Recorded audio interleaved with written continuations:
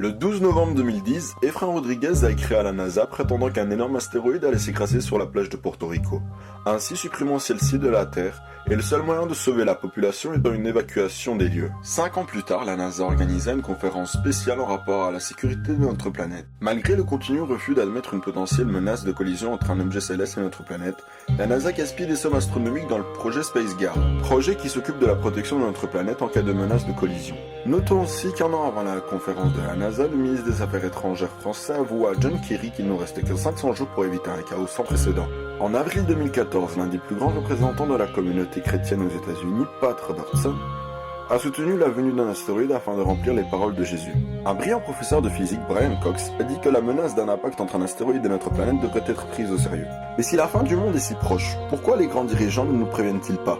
Serait-il possible que la NASA mette en œuvre des efforts inimaginables afin de nous cacher la vérité pour ne pas créer de mouvements de panique et ainsi pouvoir développer en secret un plan de secours pour l'espèce humaine?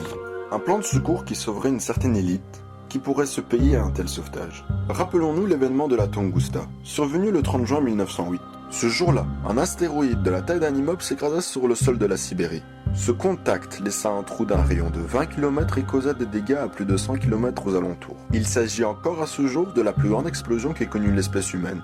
Équivalent à une centaine de fois la puissance de la bombe d'Hiroshima, une telle explosion dans un milieu urbain tel que New York détruirait tout de Washington à Boston, ce qui représente un peu moins du territoire français.